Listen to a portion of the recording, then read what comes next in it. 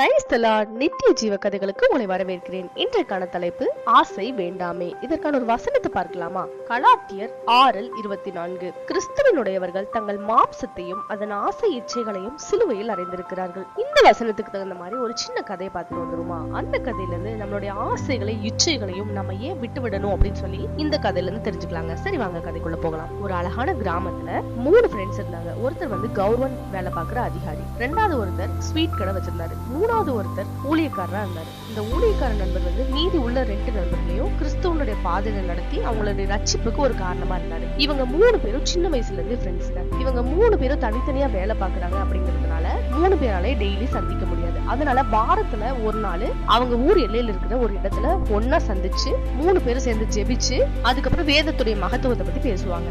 இது அவங்களுடைய வழக்கமா இருந்துச்சு. ஒரு நாள் அவங்க சந்திக்கக்கூடிய அந்த நாள் வந்துச்சு. அப்போ இந்த ஊழியக்கார நண்பர் முதலாவது அந்த இடத்துக்கு வந்துட்டாரு.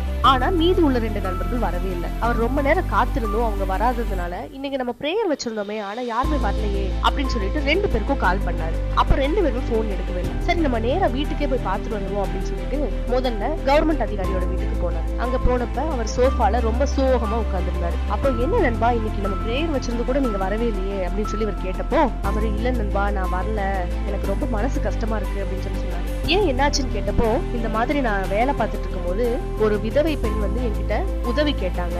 அப்புறம் அவங்க கிட்ட நான் கொஞ்சம் லஞ்சமா பணம் கேட்டேன். இதை என்னுடைய மேல் அதிகாரி பார்த்துட்டு என்ன வேலையை விட்டே தூக்கிட்டாங்க நண்பா அப்படின்னு சொல்லி சொன்னாரு. சரி ஓகே விடுங்க நண்பா அப்படின்னு சொல்லிட்டு இந்த ஊழியக்கார நண்பருக்கு அடுத்ததாக கடந்து ஸ்வீட் கடைக்காரர் வீட்டுக்கு வந்தாரு. அங்க வந்து நீங்க ஏன் வரலன்னு சொன்னப்ப அவரும் சோகமா இருந்தாரு. அப்ப என்னதான் சொல்லுங்கப்பா அப்படின்னு சொல்லி கேட்டப்ப அவரும் சொன்னாரு, நான் வந்து கொஞ்சம் பணத்துக்காக ஆசைப்பட்டு நான் எப்பவும் செய்யற ஸ்வீட்ல கொஞ்சம் கெமிக்கல்ஸ அதிகமா கலந்துட்டேன். அதனால என்கிட்ட ஸ்வீட் வாங்கி சாப்பிட்ட சில குழந்தைங்களை ஹாஸ்பிட்டல்ல அட்மிட் பண்ணிட்டாங்க அப்படின்னு சொல்லி அவரும் வேதனைப்பட்டாரு. இதனால என்னுடைய கடையை கவர்மெண்ட் வந்து சீல் வச்சுட்டாங்க அப்படின்னு சொல்லி ரொம்ப ஃபீல் பண்ணாரு. சரி ஓகே அப்படின்னு சொல்லிட்டு இவர் எதுவுமே சொல்லல. நீங்க 2 பேரும் நாளைக்கு கண்டிப்பா நம்ம மீட் பண்ற இடத்துக்கு வந்துருங்கன்னு சொல்லி சொன்னாரு. அப்ப இவங்க 3 பேரும் அந்த மீட் பண்ற இடத்துல ஒன்னா மறுநாள் சந்திச்சாங்க. அப்போ இந்த ஊழியக்கார நண்பர் என்ன சொன்னார்னா, உங்க 2 பேரோட கையிலயும் நான் ஒரு ஆணியை கொடுக்குறேன், அத உங்க உள்ளங்கையில வச்சு அடிச்சுக்கோங்க அப்படின்னு சொல்லி சொன்னாரு. அப்ப அவங்க 2 பேரும் சொன்னாங்க, என்னன்பா இப்படி சொல்றீங்க, இது எப்படி நாங்க செய்ய முடியும்? உங்களுக்காக கிறிஸ்து மரிக்கும் போது அவர் இப்படிதானே அடிச்சுக்கிட்டாரு,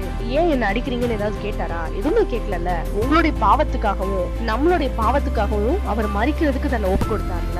அவருடைய ஆசை எல்லாமே அவர் நம்மள மாதிரி வாழ்ந்த ஒரு வாலிபன் தானே. அவருக்குள்ள எவ்வளவு ஆசைகள் கனவுகள் இருந்திருக்கும். ஆனா எல்லாவற்றையும் விட்டு அவருடைய ரத்தம் முழுவதும் நமக்காக சிந்தி அவர் நம்மளுக்காக அடிக்கிட்டாரே, அதை ஏன் நீங்க மறந்தீங்க? நீங்க கிறிஸ்தவர்களா மாறின போது உங்களுக்குள்ள இருக்கிற ஆசைகளையும் இச்சைகளையும் அவருக்காக விடணும்னு சொல்லி எத்தனை வசனங்கள் நான் உங்களுக்கு சொல்லி கொடுத்திருக்கேன். ஆனா அது ஒண்ணுமே உங்களுக்கு நினைவு இல்லையா? ஒரு சாதாரண பணத்துக்காக இப்படி நீங்க இவ்வளவு பெரிய ஒரு காரியத்தை பண்ணிட்டீங்களே அப்படின்னு சொல்லி அவங்க 2 பேருக்கும் ஒரு அட்வைஸ் பண்ணாரு. அதை கேட்டு 2 பேருக்கும் ஒரே அழுகையா வந்துருச்சு.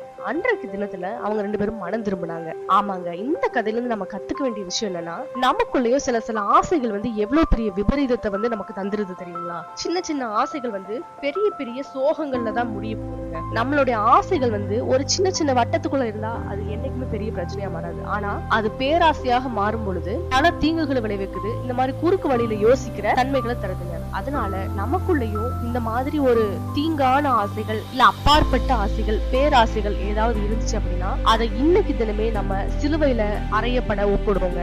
அதுலதான் கர்த்தர் மகிமைப்படுவார்னு சொல்லி நம்ம விசுவாசிப்போம். நிச்சயமா அவர் மகிமைப்படுவாருங்க. God bless you. மேலும் இது போன்ற வீடியோக்களையும் சத்தியங்களையும் தொடர்ந்து பெறுவதற்கு தி ஹேமர் ஆஃப் ட்ரூத் சேனலை சப்ஸ்கிரைப் செய்து இணைந்து கொள்ளுங்கள். இந்த கதை உங்களுக்கு பிரயோஜனமாக இருந்தால் அநேகரோடு பகிர்ந்து கொள்ளுங்கள். கர்த்தர் தாமே உங்களை ஆசீர்வதிப்பாராக. ஆமேன்.